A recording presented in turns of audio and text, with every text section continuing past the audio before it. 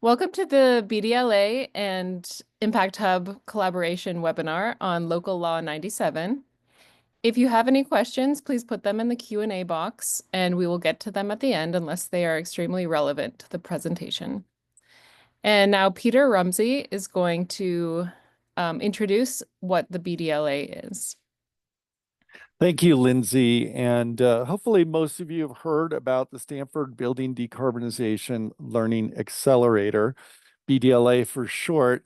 We're a project of Stanford University where we are curating and creating teaching material on building decarbonization and making it available to colleges and universities free of charge. We also have several private sector and government organizations that are using our material and our participants in the BDLA. We have over 200 universities that we're working with and 300 private companies that are using the material. So it's a really exciting thing. Building decarbonization, as we see it, is a critical part of addressing climate change over the coming years and is transforming how we think about building construction. Thank you. And now, JP, would you like to describe the Impact Hub, please? Sure. So such an honor to be here, and thank you all for coming to attend this event. Impact Hub, New York Metropolitan Area, we connect, curate, and accelerate the social impact ecosystem to help impactful ideas take off in alignment with the 2030 Sustainable Development Goals. One of our focus areas is climate action because New York City community members are so passionate about contributing to solving this challenge, one of the greatest challenges of our time. We do have a social innovation space in Midtown Manhattan where we host events, workshops, incubators, and conduct research around ESG financing. We're part of a global network of innovation centers like ours around the world in 120 cities and 70 countries. And we're always excited to connect and to support incredible initiatives like these that bring real experts to the room to help us demystify the biggest challenges of our time. Thanks, JP. And Peter, do you want to introduce Bryan Simpson? Thank you. With honor. It is a real joy to have Bryan joining us today. Many of us are following what's going on in New York City with its Local Law 97 and other initiatives. And so hopefully we'll get some clarity on what the latest is with that. Bryan has over 10 years of experience in the field of building decarbonization and energy efficiency in New York City's private and public sectors. And he's dedicated his career as a certified engineer in New York and New Jersey to developing his skills as it relates to energy auditing, retrocommissioning, and carbon accounting. As the agency chief decarbonization officer at New York City Department of Citywide Administrative Services, DCAS, Bryan directs the agency's efforts to decarbonize its building portfolio through energy efficiency, beneficial electrification, transitioning to low embodied carbon construction practices, and complying with all relevant decarbonization-focused laws and executive orders. While Bryan has exceptional experience coordinating green building efforts at the city and state level, he also represented DCAS at the C40 2023 Health and Efficient Buildings Workshop in Copenhagen. I would have loved to have been there, Bryan. I'd love to hear more about that at some point in the future. In 2023, Bryan joined the Construction and Technical Services team directly within DCAS as a mechanical engineer, which further deepened his understanding of building decarbonization. Since then, he's been critical in tracking compliance with the green building laws, as well as the development of the carbon capital budget. Let's welcome Bryan Simpson, and thank you very much. Well, thank you for that very warm welcome, Peter. I appreciate that. And thank you, Lindsay and JP, and to the Impact Hub and to the BDLA. Really happy to be here speaking on this very important topic today. So I am going to share my screen. All right, well, thank you again, everybody. I guess as Peter mentioned, my name is Bryan Simpson. I am the Chief Decarbonization Officer for the New York City Department of Citywide Administrative Services. We also go by DCAS. It's a mouthful, so we work in a lot of acronyms. And today I wanted to talk on Local Law 97 and the ways in which my agency and the municipal government as a whole are working to comply with Local Law 97. So the things I wanted to talk about today, I wanted to start with a little bit of history about New York City's sustainability policy journey and leading up to the enactment of Local Law 97 and the city's pathway to compliance. And then I'm going to take some time to talk about the efforts that my agency, DCAS, has done to date to comply with our own targets. I then want to talk about the plans we currently have for further near-term emissions reductions. Then we'll spend some time talking about the longer-term initiatives that we have for deep energy retrofits and beneficial electrification, like Peter mentioned.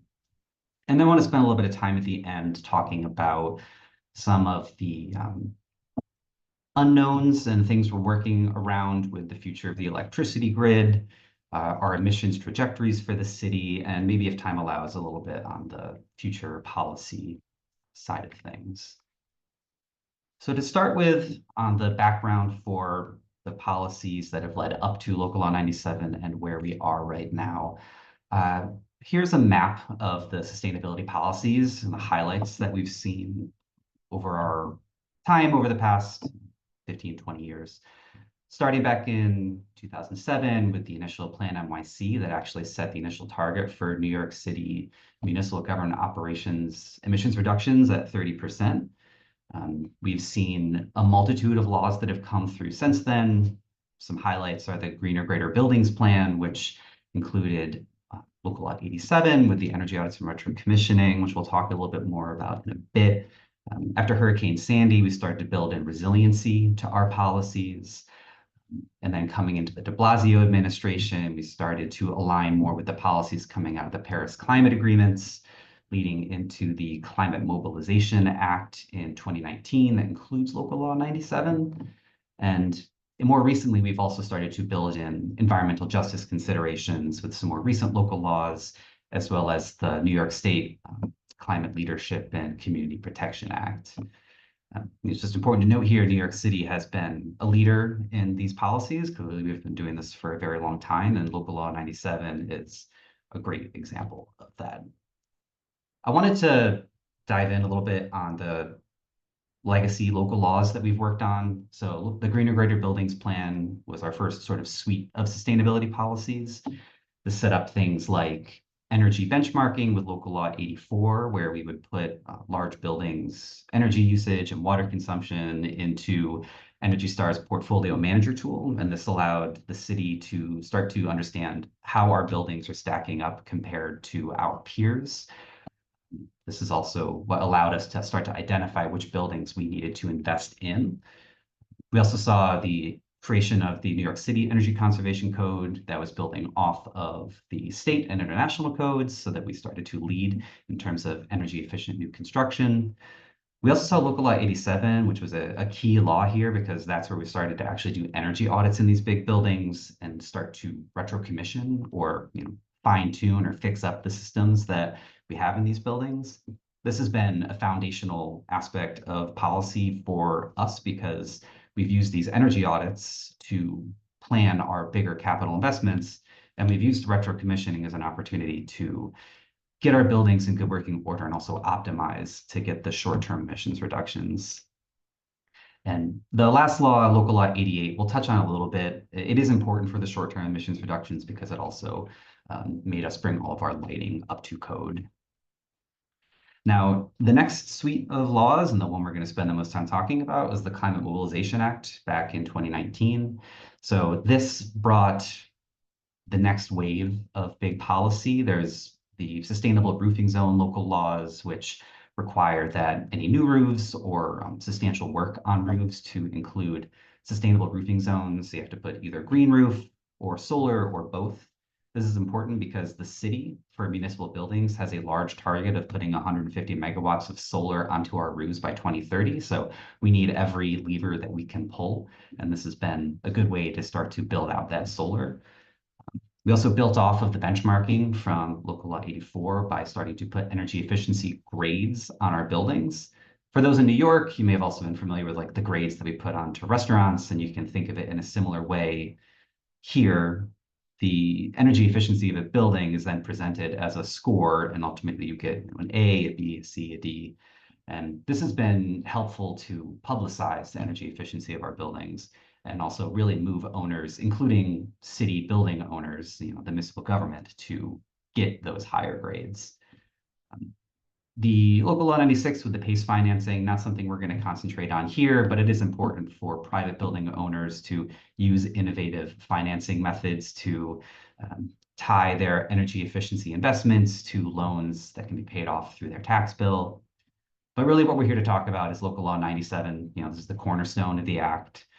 This sets the city on target path to a 40% reduction by 2030, on the way towards an 80% reduction by 2050. For private building owners, this means setting up individual building emissions limits, which will continue to get more aggressive in 5-year increments going out to 2050. And those that don't meet those targets will find big fines for those buildings.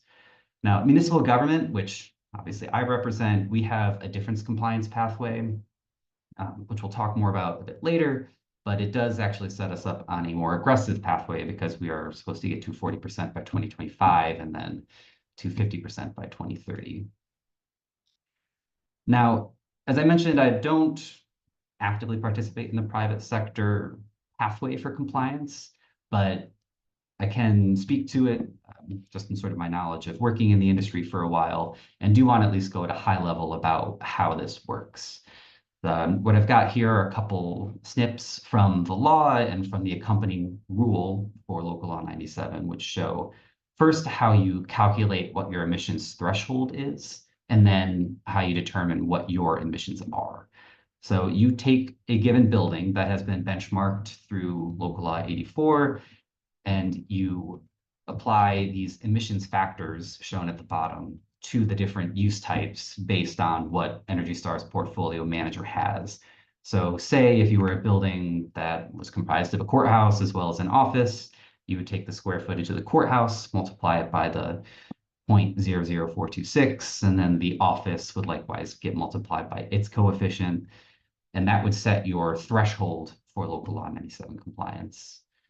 And then you would take the utility consumption from a given compliance year, which owners are doing right now for 2024, and multiply by the given coefficients. So if that building with the courthouse and the office had electricity consumption and natural gas consumption, you would multiply by these coefficients and see if you were complying, or otherwise what your fine would be based on your overshot of your threshold. There was a very useful tool that the Building Energy Exchange, a local nonprofit in New York City, created to help owners in determining their compliance. So here you can see a snapshot of a hypothetical building, which is, again, part courthouse, part office, and you put in your utility consumption, and it will tell you whether or not you are in compliance, and if you aren't, what your projected fine would be, admitting that the utility data that's in there right now is from 2023. So this building in the 2024 to 29 compliance period would get a fine of $130,000 for each of those years. And assuming that the owner did nothing to improve the energy efficiency of that building, those fines would go up substantially going out to the outer years, eventually to over $800,000 a year in 2050. It's a substantial fine, and this is really meant to push owners strongly to invest in energy efficiency. The policies that we've been setting up for the past 15 years, including Local Law 87, showing the types of energy efficiency improvements building owners can make. This has been setting up owners for some time to understand how to reduce their energy consumption. But now we are at this point where the rubber is hitting the road, and owners are starting to see what they need to do to ultimately comply here. The city government has its own pathway to local law 97 compliance. As I mentioned before, we have to, or are mandated to reach a 40% by 2025 target and a 50% by 2030 target, going all the way towards a mandate of carbon neutrality by 2050. So these are more aggressive targets than what the private sector is currently on. And noting that these reductions are based on a fiscal year 2006 baseline. So after Local Law 97 was passed, the city entered into a study to create a pathway to compliance, which ultimately was called the Local Law 97 Implementation Action Plan. This was done by the New York City Department of Citywide Administrative Services. There's a different group within DCAS, the Division of Energy Management, that carried the study out. And it creates specific targets for every agency, or at least the large agencies. So some 20 different agencies got targets. And it also gave recommendations on specific types of energy conservation measures that each agency should carry out in their buildings in order to comply.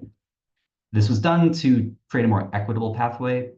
It's easier to make I guess like a library or a small police precinct more energy efficient or electrified, as opposed to some of the more complicated operations like a hospital or a wastewater resource recovery facility. So it was trying to create the best pathway for all the different agencies and share the burden.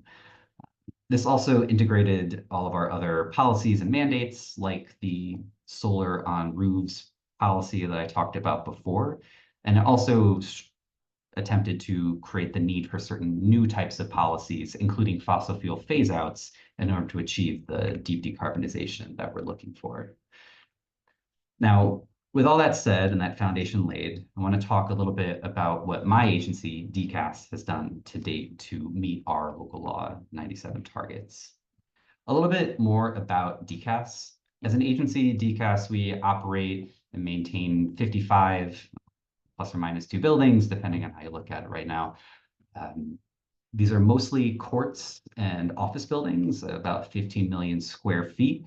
For the courts, we do this on behalf of the courts that run through the state. Our agency does also provide small-scale fit-outs for the buildings that we occupy, including like the capital projects that have been mentioned before when Peter was giving my introduction. We also negotiate leases on behalf of city agencies for any privately occupied spaces. And we also work very closely with the energy management team to pilot new technologies and try to lead the way in terms of decarbonization of our city buildings. So what you see here is my agency's emissions reductions progress to date. We've done very well. I'm very proud of the work that my agency has done. This is a 42% reduction in our operational emissions since 2006. Now, you could see this as like partially just because of the cleaning of the grid or things like that, but independent of what's going on with the grid, we have seen a 30% reduction in our energy consumption. And that is considering we have increased our square footage because my agency buys and sells a lot of property on behalf of the city. So we have made some really good progress to date, and something that we should be very proud of. So the things that we've concentrated on for these, for the reductions we've gotten to date, we've placed a strong emphasis on our building maintenance and operation and optimization. We have a group, the Mechanical Maintenance and Operations team, who houses our energy team and has done a lot of great work with our in-house trade staff to implement a lot of energy conservation measures. We've also done a lot in terms of inventorying and taking condition assessments of our assets to start to try and plan ahead and create better maintenance protocols. And the before mentioned retro commissioning for Local Law 87, we've done a lot of that implementation in-house with the same trade staff. We've also done a lot of great innovative and comprehensive projects with our expense dollars. You could think of expense as like OpEx in a more sort of generalized term. This means like money that we have readily available as opposed to capital dollars, which those tend to take longer to use. The types of projects we've been able to do here with our in-house trade staff include things like installation of energy efficient motors, installation of what are known as variable frequency drives, which allow us to save a lot of energy with our pumping and ventilation systems, installation of more advanced controls, also known as building management systems, and also some incremental small-scale electrification of some of our fossil fuel systems, like our domestic hot water systems or some of our smaller ventilation systems. We also have really good relationships with a lot of local trades, including with electricians. So we've been able to get a lot of help from the unions in doing lighting work at scale to grab some more of those low-hanging fruit emissions reductions. And of course, do have to acknowledge that, yes, the cleaning of the electricity grid has certainly helped. And we've done a lot in terms of getting off of the heavy heating oils, your number 4 oils, your number 2 oils, partially because of laws with the city that are also quite progressive in terms of cleaning fossil fuel systems. There are also laws that require increasing mixes of biofuel in our heating oils, and that has also helped in terms of cleaning our emissions on the supply side there. I want to highlight or go into a little more detail on some of these efforts. As I mentioned before, we've done some comprehensive asset inventories recently, as well as condition assessments of all of our mechanical, electrical, and plumbing equipment. This means going through all of our buildings, cataloging all the nameplate data of this equipment, documenting the repair parts, the equipment ID numbers, serial numbers, putting tags onto all this equipment so that we can scan equipment and do our rounds and our regular repair work through a digitized system. We also documented the remaining useful life on all of our equipment and started to make recommendations for what we can replace that equipment with more energy efficient alternatives. To try and get ahead of the curve in terms of capital planning, we're working with our City Office of Management and Budget right now to see if we can actually operationalize some of that asset data and try to create a longer term investment strategy. This has really helped both from the planning side, but also from the maintenance side to try and build these more forward-looking policies and how our agency operates. And when it comes to the documenting of our assets, especially if we can catalog our fossil fuel assets, that actually gives us better means by which to start to find ways to phase out that fossil fuel equipment, especially the easy to electrify equipment like our hot water heaters or our, like our smaller air handling units. Another thing that we emphasize at DCAS is the training of our in-house trades. As I mentioned before, we've done great work with our in-house trades, and we put a lot of emphasis onto making sure that they are up to date on the necessary skills to stay with the current technologies that are available. We even have an in-house training facility right across the street from my office, where we have a bunch of different test systems where we can have our new trade staff get their hands dirty, learning how to operate or install things. You can see from this picture, we're getting our staff trained on installation and repair of motors. Here's our executive director, Danny Donovan, for the mechanical maintenance and operations team, teaching a class about pneumatic systems and converting pneumatic systems to digital direct systems. Here's Danny working with one of our building engineers on a small scale air handling unit with a clear window in, so you can actually see how these systems work and how we can control them through our building management systems. And then here's our director of energy, Victor, teaching some of our young Padawans how to braze some piping for some small scale electrification work.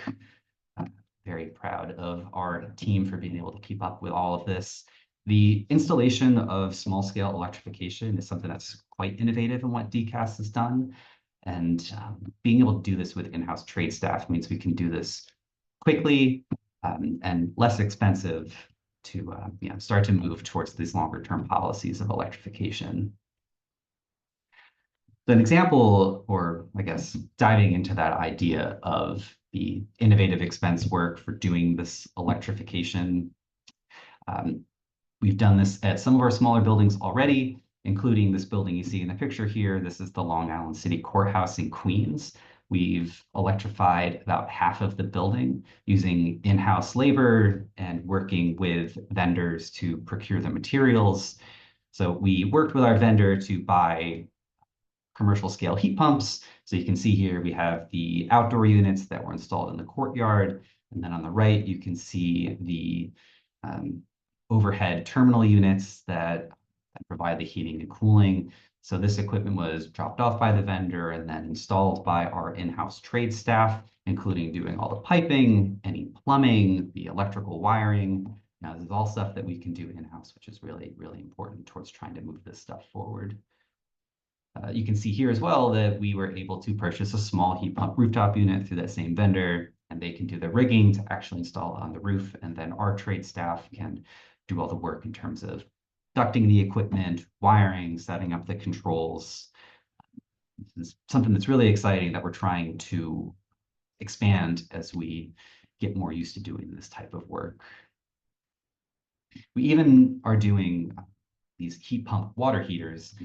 We're doing these probably about 4 or 6 buildings in our portfolio right now. So we can buy these heat pump water heaters from our local vendor, and then we have our laborers pouring the pads, and then our plumbers coming in, plumbing the hot water, our electricians coming in, wiring the units. A great other option for doing this small scale incremental electrification to start to bring our buildings to that next level. I'm gonna take a quick pause here just in case, Lindsay, if there are any questions. I thought I might have seen something pop up. There's some questions, but I think we can just get to those when we wrap up. Okay, sure. What I'd like to talk about next is just a quick highlight on some near-term initiatives that we're just starting to roll out to try and meet these near-term targets. You can see here with all the efforts that we've done to date and some of these planned future initiatives, we're bending the curve towards our near-term and long-term targets, acknowledging we still have work to do. You'll also see that there is a steep drop-off in terms of our emissions on this chart around 2026, 2027. The city is mandated to purchase all of its electricity from renewable energy sources. So we have entered into agreements with the state to start making these purchases of renewable energy to drop our emissions, at least as far as our electricity consumption is concerned. We still have to do a lot of energy efficiency work to actually reach the targets that have been set going out towards 2030 and ultimately 2050. But that is a reason, at least, for seeing why there's that big drop off. The types of work that we want to do in this near term, we want to expand the type of work that we've already been doing with the variable frequency drives, with the building management systems, with lighting. And this requires bringing on more trades, building deeper relationships with the unions, but we are in the process currently of expanding that type of work, especially when it comes to lighting in order to comply with some of our local law mandates. So I mentioned earlier local law 88, which requires all buildings to bring their lighting up to energy code. And I believe the reporting for that has to be done by this coming summer. So we're working on all that lighting work right now. There's another local law, actually local law 30, which requires decast buildings to have controls for the lighting that turn the lights off at night. And this is actually not for the benefit of electricity. This is actually for the benefit of local bird populations, because lit windows at night can throw off birds and they may mistake it for the sun. And it's a matter of bird safety as well. So an ancillary benefit to doing this type of work. And something that's really important to us right now is upgrading our building management systems. These are the systems that control all of our heating, cooling, ventilation. There's a lot of energy that can be saved by optimizing these systems. We've been working with the energy management team to actually try and service some of our legacy systems and start to implement some advanced control sequences as part of this work. As I mentioned, these systems, they're old, they're proprietary, legacy. Sometimes it's really hard to get parts. And we've had difficulty maintaining some of these old systems. And what we're trying to do right now is bring them to a state of good repair until such time that we can replace them with a modern system. The service contract that we've been working with the energy management team on, creates agreements with the largest BMS vendors to service these systems and bring them back to a state of good repair, and even do some small scale upgrades at the same time until we can put in the modern systems that can really get to that next level of energy efficiency. And one of the things we can do right now is leverage what's known as Guideline 36. This is a guideline that was created a few years ago by the American Society of Heating, Refrigeration, and Air Conditioning Engineers, colloquially known as ASHRAE. These high-performance sequences of operation, it's just a change in the programming that's applied to, how you ventilate a space, the scheduling that you do, the changes in the temperature of water or air that you provide to a space, depending on outdoor temperatures or other sorts of signals from the building itself. This is very low lift work in terms of implementation that can result in substantial energy savings. So we're in the process right now of piloting this with some of new equipment that we're installing, as well as with the service contract work. And at least studies that have been done by some of the national labs have shown that there's pretty good savings that can be seen from doing this. So we're excited to see where that goes. Right now, we want to concentrate on our ventilation systems, but we will be moving on soon to how we implement these in our base building hot and chilled water plants as well.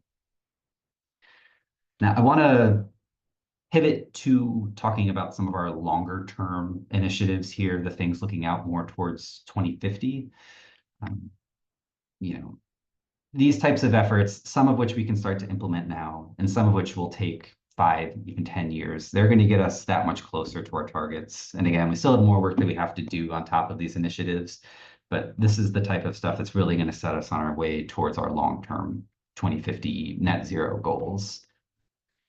The types of things that we're talking about here, there's deep energy retrofits, there's electrification, there's broad scale lighting work, new building management systems, the large scale renewable procurements that we talked about, and then also some work with our Office of Management and Budget to actually integrate all these considerations into the city's budget process, so that from the onset of a project, the Office of Management and Budget is making sure that all of our teams, not just at DCAS, but at other agencies as well, are making the most energy efficient choices and phasing out their fossil fuel investments.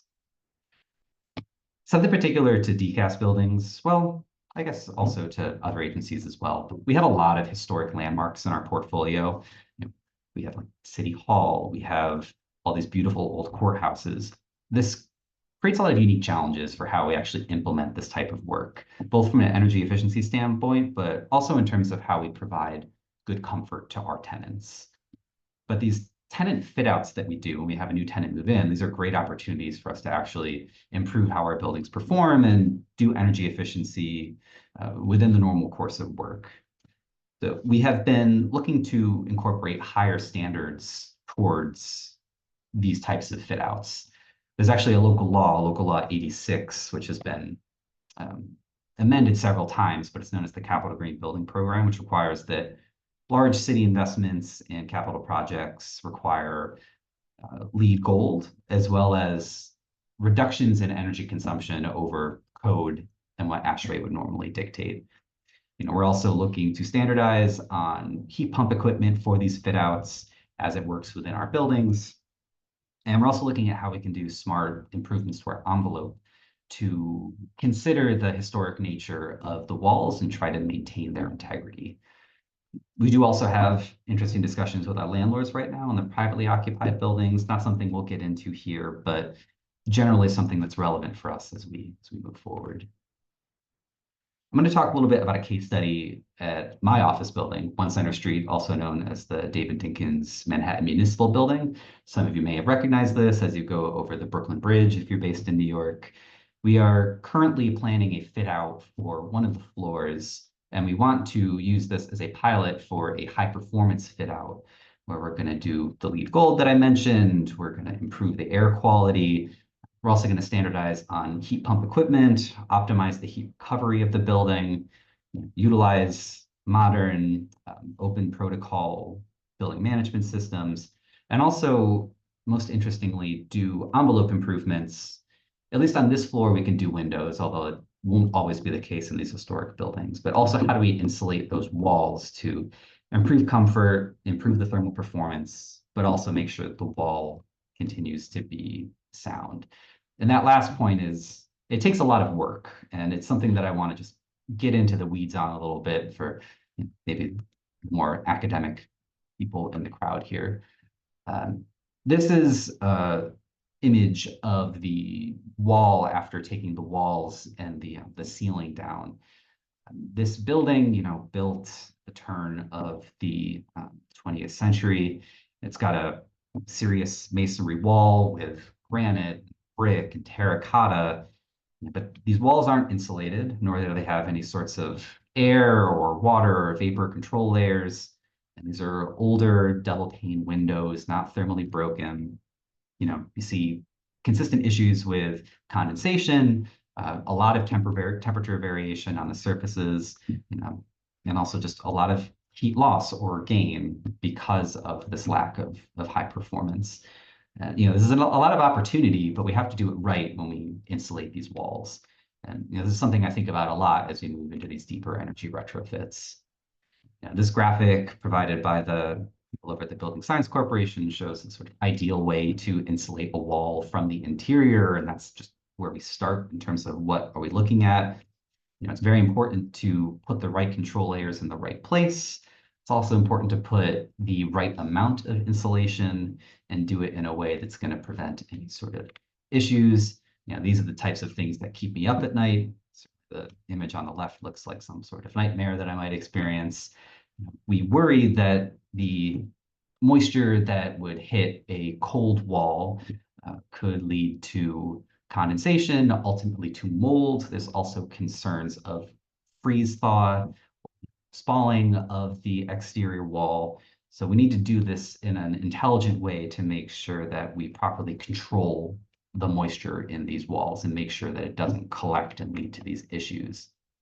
So how do we do that? We started by working with a consultant to do testing on the walls. You can see here that our consultant set up a whole bunch of heat flux sensors at the windows, at the frames, at the exterior wall itself to try and understand what our actual thermal conductivity or R value, as you would call it, or U factor for the windows, so that we can start to model and plan for the type of system that we would put in. So a lot of data was collected here, and certainly don't want to go into all the numbers that are on the screen, but what's important to ultimately get out of all these this data collection and these calculations is that we were able to come to an understanding on what the actual thermal performance of the wall was, so we don't have to make any assumptions and we can make a best decision on what to implement. From there, our consultants did thermal modeling. So you can see here a couple of different types of existing assemblies. And you can see that because of how cold the surfaces can get, condensation is expected to happen at the sills, at the frames. This is the type of stuff we already see in our existing building, but we now know with more detail about why it is and what changes we would have to make. Next, we went to the next level with that and did what's known as hygrothermal analysis, where you actually model over the course of a typical year, or just over the course of time, how moisture would collect within the wall assembly. And this is for a couple of different insulation options that we're showing here. The option on the left is revealed to not be a good option because there is a collection of moisture that actually gets to the dew point, very high relative humidity. And at that point, we would get condensation within the insulation layer, which would lead to the mold. It could lead to the freeze thaw concerns. So we want to make sure that we insulate in an intelligent way. And the chart on the right there shows a different insulation option using 2 inches of XPS that would actually result in, a proper performing system that would alleviate those concerns.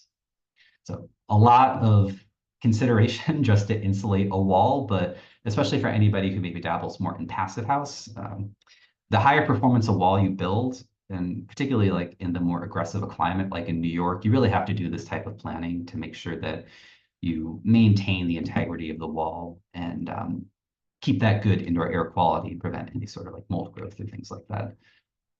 Now, other things that we want to consider with doing these fit outs, mentioned that we're doing LEED Gold for the building, and this provides for a lot of opportunities for optimizing the tenant comfort in the space. So while we are planning for LEED, we're looking specifically to LEED credits that are really going to give us the best bang for our buck for the performance of the system. So looking at enhanced commissioning, we're looking at making sure we're looking at the most modern standards for occupant comfort, doing increased outside air ventilation and mitigating that load with energy recovery systems.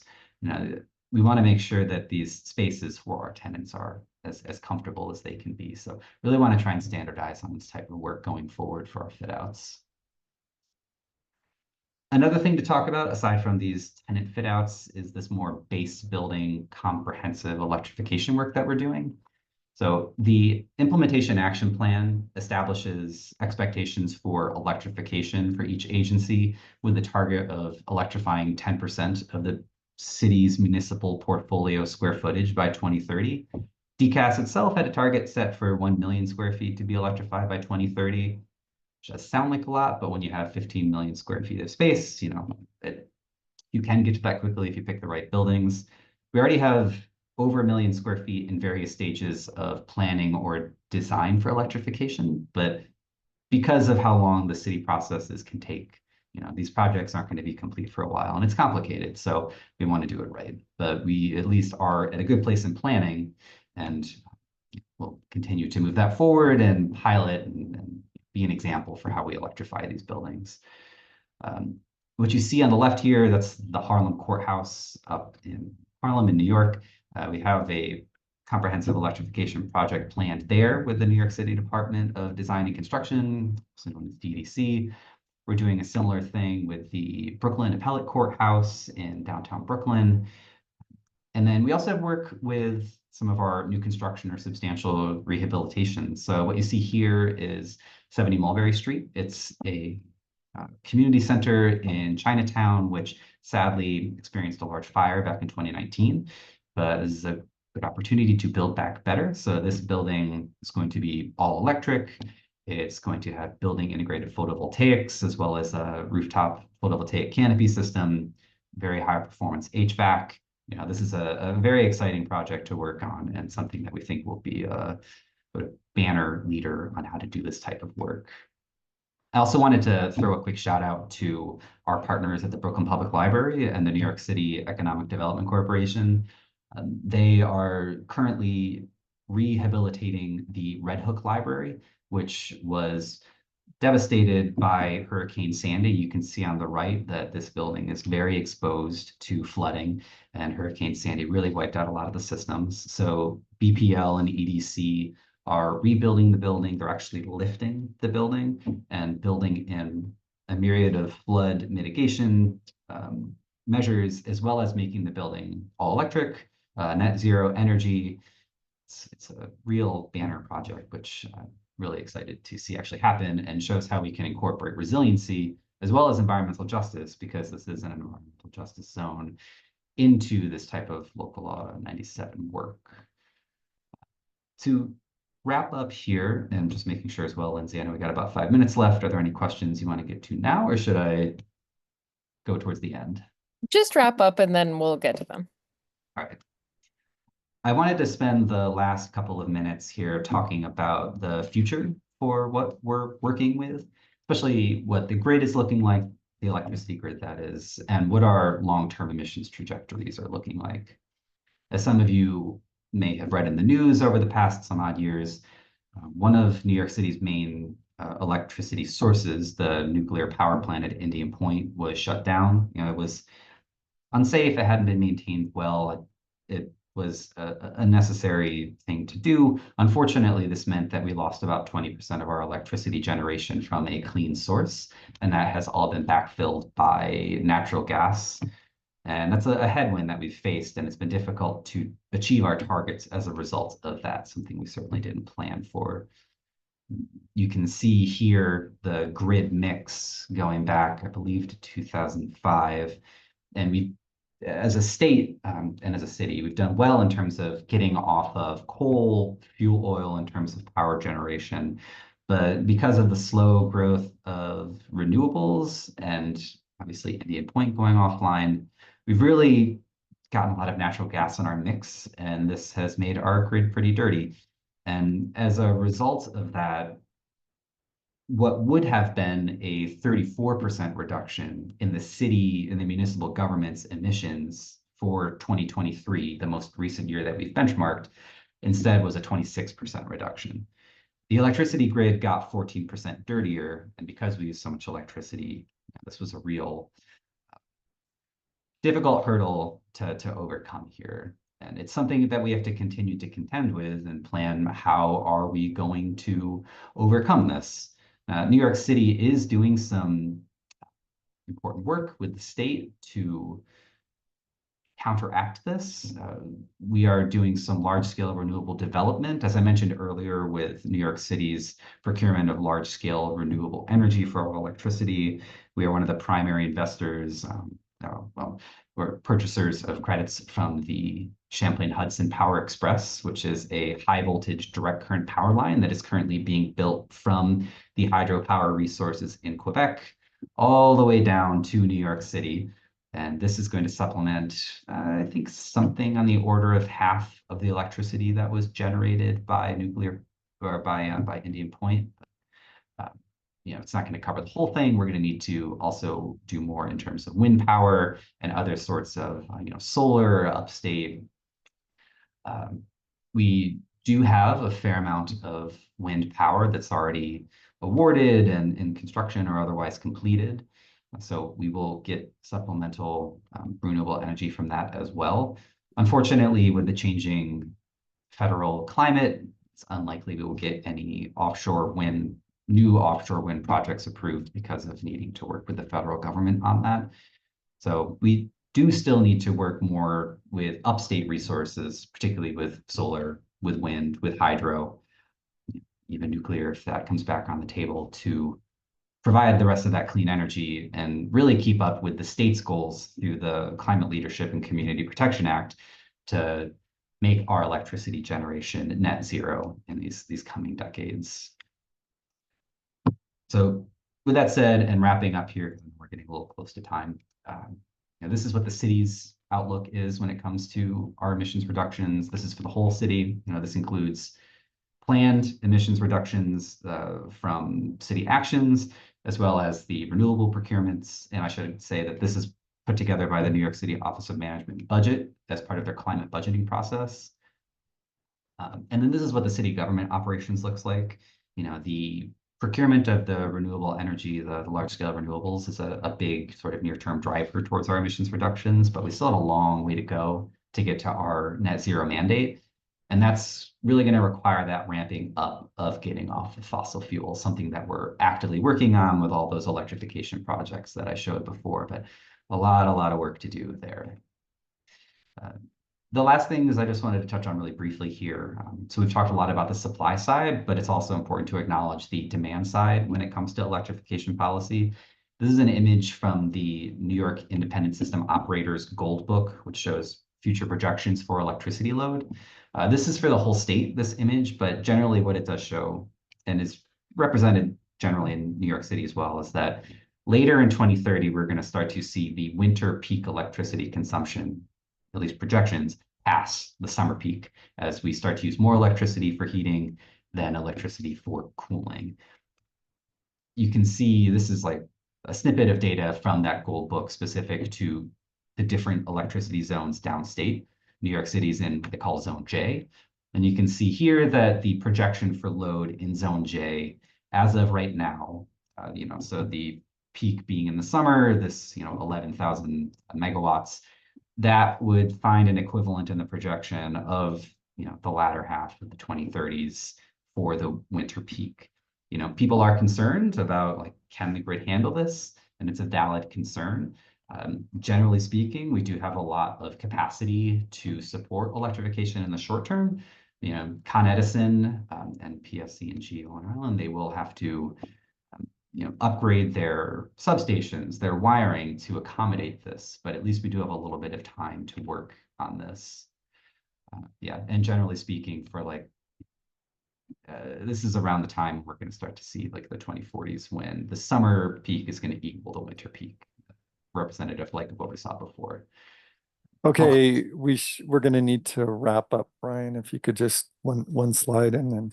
Yeah, sure. No, this is the last slide anyway. So this is just showing that our utility, Con Edison, they do have resources available for us to actually plan down to the building and transformer level. And, we're working with them to make sure that we electrify smartly and that we continue to have available capacity. But that's it. And, thank you so much. And I know we got a little bit of time maybe for a question or two.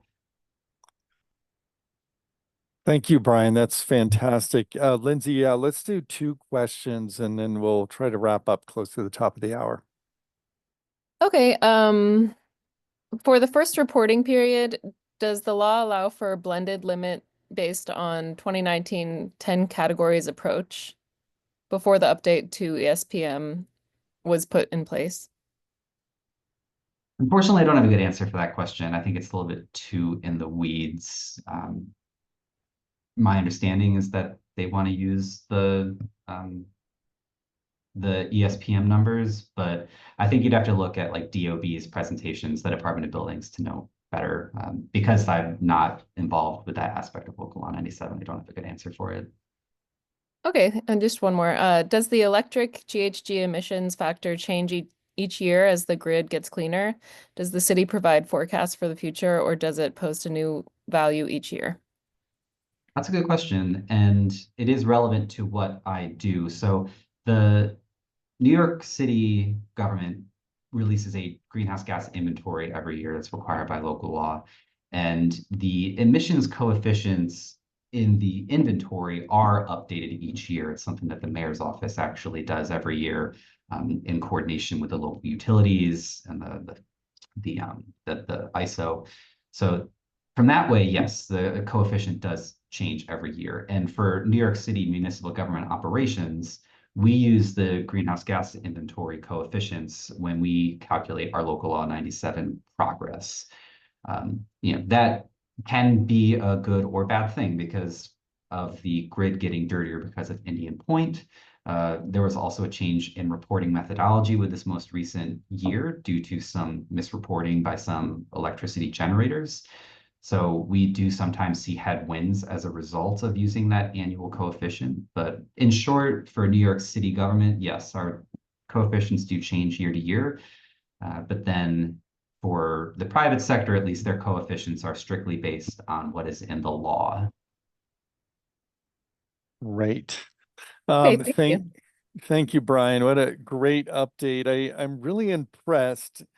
The energy efficiency is the foundation of what you guys are doing. And I think that's a very important point. I've seen folks come in and say, well, just put in electric boilers and not do anything else to the building. And that not only will result in high energy costs, it will exacerbate this problem that you're talking about of the winter peak surpassing the summer peak sometime in the next decade. So I think energy efficiency is a big part of this, and at the BDLA we have lots of information on energy efficiency. And then I love the part that you guys are doing on training, in-house training of staff to make this happen. That's something a lot of folks miss, and I'm very happy. And you guys should, talk about it a lot about what you're doing with training in-house staff, because it's through the operations that we can get into additional 10 or 20% reduction. So, and then of course, all the electrification and the grid work is impressive and excellent. I'm encouraged by this. I want to thank everybody for taking time out of your day to come and join us.